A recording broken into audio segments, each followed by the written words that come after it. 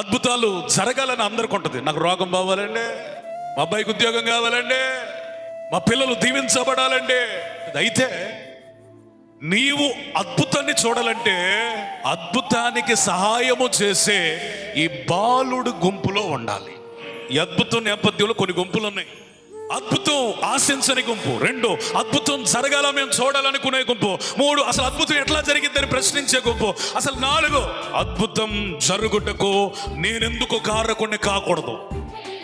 ఈ 4 రకాలైన గుంపుల మధ్య యేసయ్య నిలబడి ఉన్నాడు. అద్భుతం చేయడానికి సిద్ధంగా ఉన్న యేసయ్యకి అద్భుతం మీద ఆశ లేని వాళ్ళు అక్కర్లేదు. 2 అద్భుతం చేస్తే చూద్దాం కానీ మనం సహకరించాం, వీళ్ళు కూడా అవసరం లేదు యేసయ్యకి. అసలు ఈ అద్భుతం ఎందుకు జరిగింది అని ప్రశ్నించేవాడు కూడా అవసరంలా. ప్రభువా నేనున్నాను, నువ్వు అద్భుతం చేయి.